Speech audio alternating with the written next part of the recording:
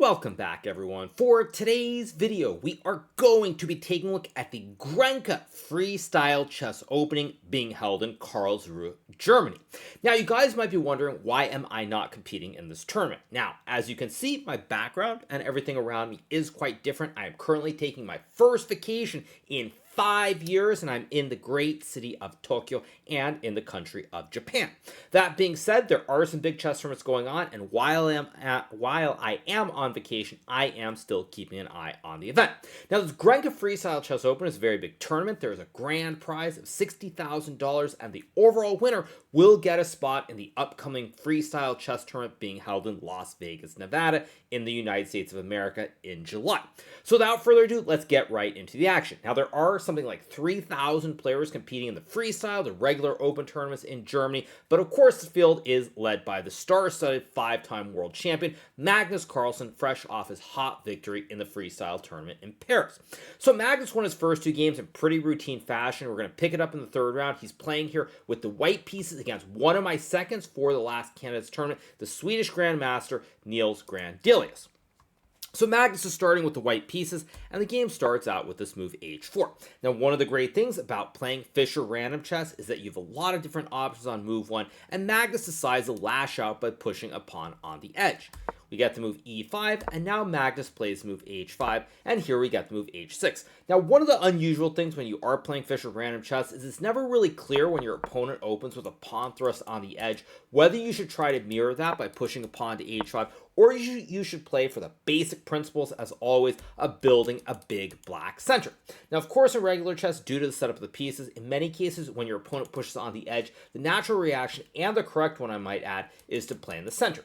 But of course, when you're playing Fischer random, it's not really clear, and obviously, neither player knows exactly what is going on. So you get h5, Nils plays h6, and now Magnus plays the move b4, lashing out here, pushing the b pawn forward, attacking the pawn on e5. Nils plays the move d6, and now Magnus plays the move a4. Now, at this point, it's very clear that Magnus is violating all the basic principles in the opening here. What is he doing? He's pushing all his pawns on the edge of the board, no development of his pieces. This must be horrible.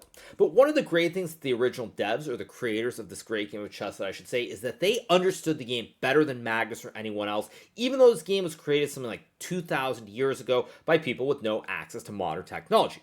Now, the reason I say that, and sure, I'm making a bit of a joke and being sarcastic, is that at the end of the day, when you look at the valuation here, it actually thinks that white is very slightly better because of the placement, specifically, I think, of the bishop and these knights, which can jump very quickly for white. So Nils plays move knight d7. Magnus goes c4, and now we get the move f5, and here Magnus plays knight c3. We get bishop f7 here, attacking the pawn on c4, and now Magnus plays this move pawn to d3.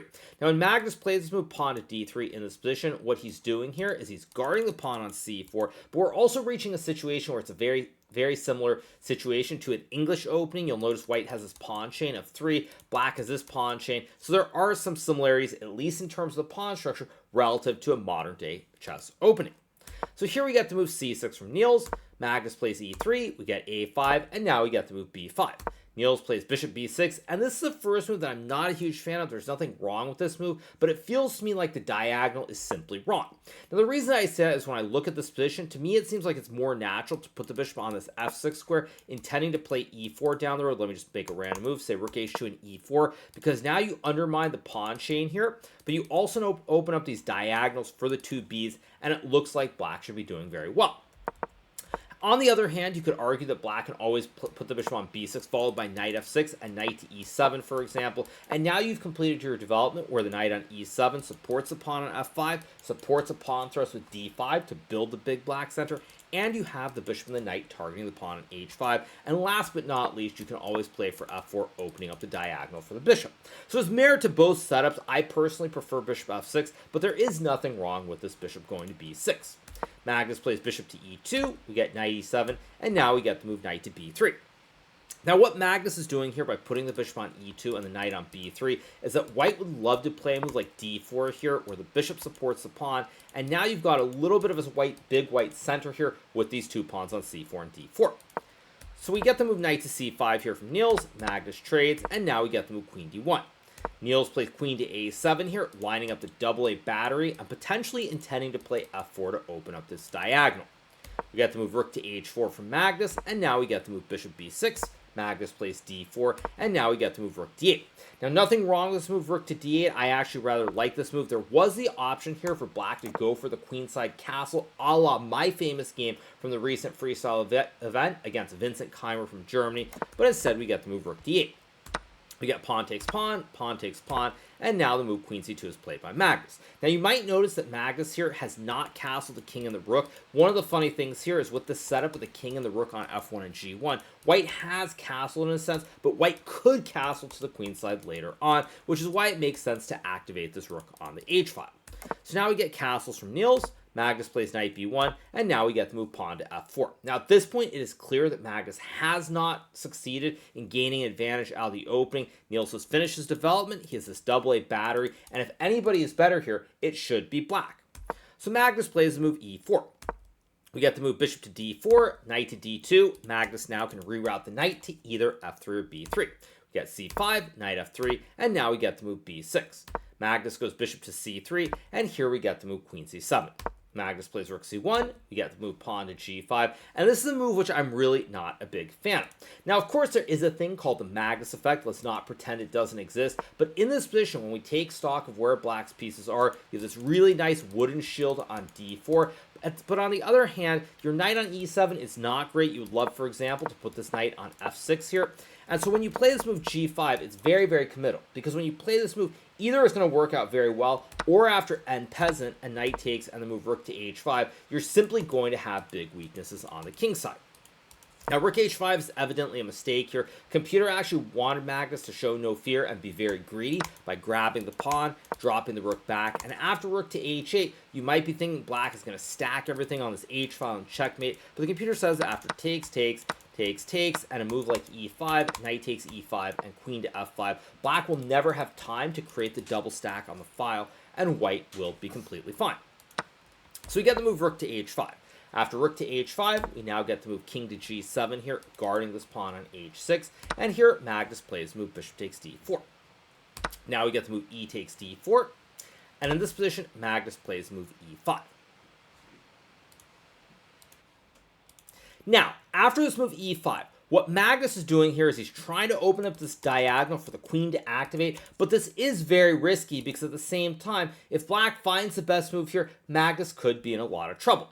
Now, you will notice that this game is being played with a relatively fast time control, and that is probably one of the reasons Magnus went for this idea, because here you can tell that he is up 14 minutes on the clock, and with looming time pressure, Nils probably doesn't want to get too low on time.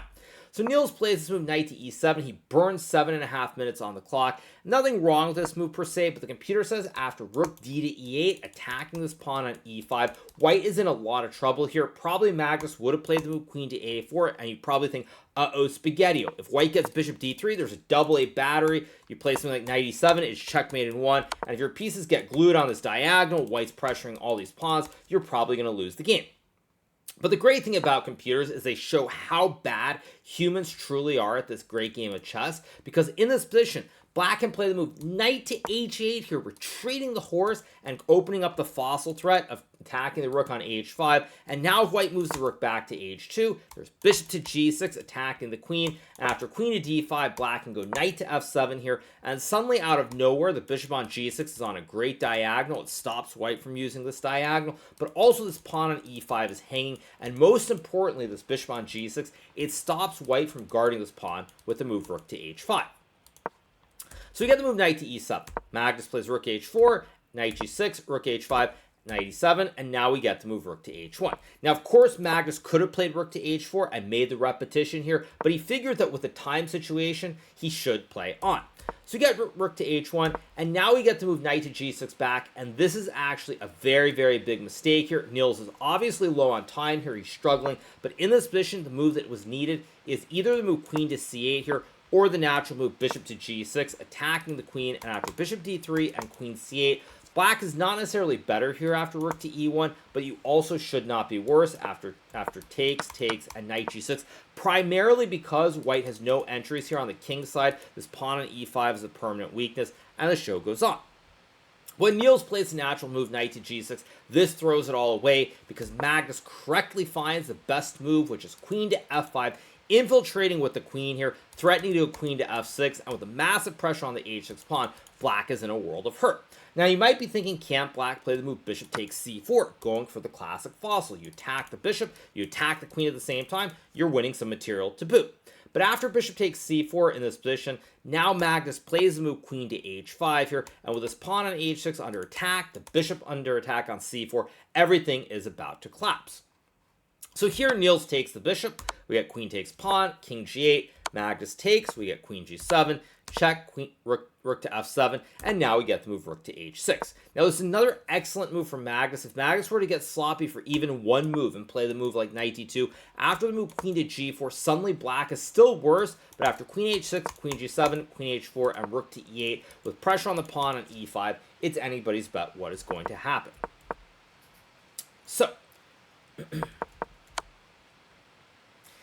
in this position, after queen to e6, we get rook f7. Magnus plays the move rook to h6 here. And the reason this move is so devastating is that now white is threatening to play rook g6, pinning this queen and the king. And at this point, there just isn't a whole lot Nils can do. Now, Nils plays the move bishop to d3, stopping rook to g6. And now Magnus plays the move queen takes b6 here, gobbling the pawn on b6. And after this pawn falls, now the other rook is coming in on the c file. You still have weaknesses on the king side here, and it's all but over.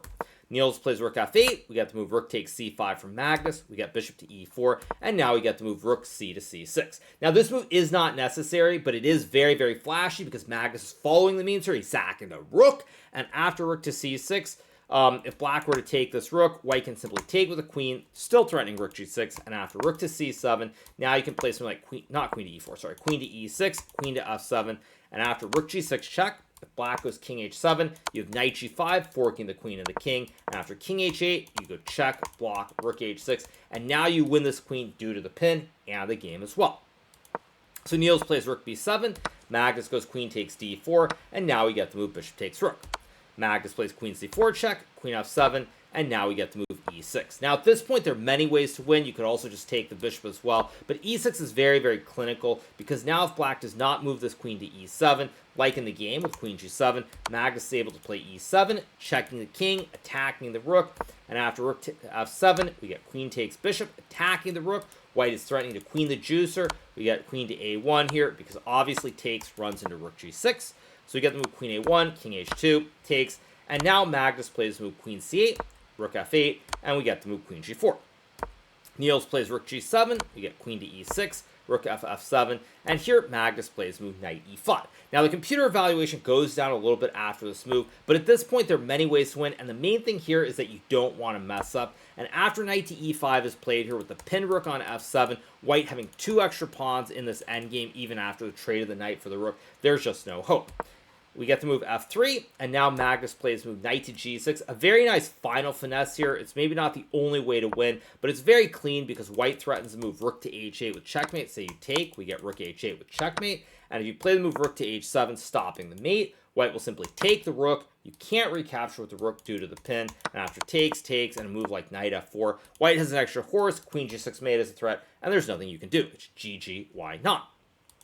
So that is why Nils decides to throw in the towel here. Magnus gets a very, very nice win in the 3rd round of the Grenke Freestyle Open Chess Tournament, and that moves him to 3 out of 3. Now we're going to move on to game number 4, which is being played as well. I will flip the board so we can look at it from the Magnus perspective. Obviously, we have Magnus playing with a black piece on a perfect score against the French Grandmaster, former French #1 and 2,700 plus player, Etienne Bacrot. Now, Etienne Bacrot is a player whose name is probably not as familiar to newer fans of chess. He was very, very talented, considered to be a strong contender to become a future world champion about 2 decades ago. He's still a very strong player, but he is definitely past his prime. Now, yesterday in round number 3, he shocked the world when he defeated Fabiano Caruana to move to a score of 3 out of 3, so he has the chance to now defeat Fabiano and or potentially Magnus. So again, this is obviously Fischer random chess, a random assortment of the pieces. One of the things you'll notice though about this position, similar to the last one here, is that very early on, white has the possibility, or I guess both sides rather, have the possibility to simply castle the king at the start. So in this position, we got the move d4 being played to start the game, and now Magnus plays the move d5. Now after d5, we get knight to g3, Magnus decides to castle, and now we get castles from Bacrot. Now, when you play Fish at random, you're never really sure whether you should castle right away. I've done some videos where I've said that you should not do it, but I think in this situation for Bacrot, the reason he mirrors Magnus by castling right away is that it takes away the thoughts, it takes away the opportunities to make another decision, it keeps it really simple, and once you've castled, you can really start to get back to the basic themes of trying to play in the center of the board and develop your pieces. So Magnus goes f6 here. Of course, he does not want to play a mirror, and now we get to move e4. Now, very quickly, you can tell that Magnus is a little bit worse according to the computer here because we have white with a bit more of control in the center with this pawn on d4. Magnus plays move knight g6, we get knight 1 to c3, and now we get to move pawn to e5.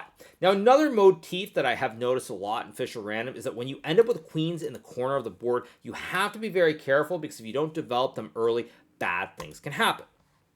So we get e5. Pawn takes pawn is played by Bacrot. We get takes, knight takes, and now we get this move f4.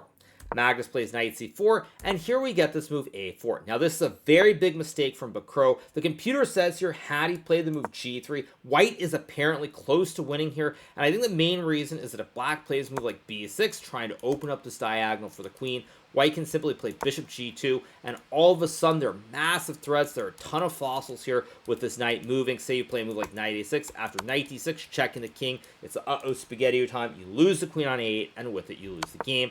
And after a move like knight c6, now white can play knight b5. And with these knights super active, all the pressure on the queen on the diagonal, black is in a world of hurt. But Bacrot instead plays move a4. Now, I think the main reason he did not play this move g3 is probably underestimated that after this move pawn to f5, he probably saw bishop to h3, but he forgot that after g6, there's knight to f6, forking the rook and the bishop, and after a move like bishop e6, knight g5, bishop to d7, white can simply grab this pawn on h7. Now, it looks very weird to grab this pawn here and do all this stuff on the king's side because you're probably worried that black can play like a bishop b4, and there's some tricks. But after this move knight d5, there are no tricks here. White is simply winning the game. Now, of course, there's also the Magnus effect. You double check, triple check everything. You're never really quite sure. So it's not so surprising he misses. But it does show that even Magnus here, with this experiments in the openings against these strong grandmasters, if they sort of saw some of these tactics, he might have lost his third game and or potentially his fourth one. So instead, we get to move a4.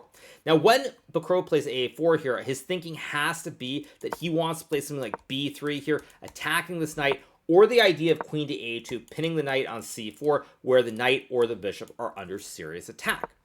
Magnus, however, has the move b6 here, opening up the diagonal, threatening to sack the rook for these knights, and here we get the move g3. Magnus plays f5. If Magnus were to play rook takes e4, by the way, white can go bishop to g2, pinning this rook, and after f5, white can take, and after takes, there's check, king b7, and rook to d8, and suddenly we get this kebab on the 8th rank, where black is losing everything here. The queen, the knight, the two bishops are all so passive here, and if you get sloppy, or not sloppy, if you play something like, looking for a way to create a checkmate, I guess there's no way, but you play something like bishop to f7, white can even go bishop c8, check, king c6, and then rook takes f8, and this queen on 8 is simply never getting into the game at all. So Magnus goes f5. Now we get the move bishop to h3. Here Magnus plays rook takes e4, and at this point the game is starting to spiral a little bit out of control. Now, it's funny how this move a4 was played by Bacrot, but had he gone for the same idea, just one move earlier with g3 and bishop to h3, who knows what would have happened. Unfortunately, now after bishop h3, black does not have to play the move g6 guarding the pawn, because that would also run back into this tactic with knight f6, so we get the move rook takes e4. So after we get rook takes e4, Bacrot takes the pawn, we get rook to e6 back. Obviously, if black moves the king, you take the bishop and win or take the rook and win the game. So we get rook e6, and now we have the move queen to a2. Now the computer still says after this move knight to b5, white is apparently completely fine, because if black were to play a move like, let's just say h6, just to illustrate the point, white can now go queen to a2, pressuring the knight. There's still the pin on the rook, and everything is going to collapse. And after knight b5, king to b7, which is the best computer line, it's still very, very unclear. After takes, and b3 here, opening up the diagonal. There's a6 here, white can sack, and after takes, knight d7. It's anybody's guess what is going on here. This king is a little bit loose. There are a lot of threats on these diagonals, potentially. Computer still thinks both sides have chances to play, but who knows what happens. Instead, Bacrot plays queen a2, and now Magnus goes queen c6, activating the queen and guarding the knight on c4, and at this point, he has turned the game around completely and has an advantage.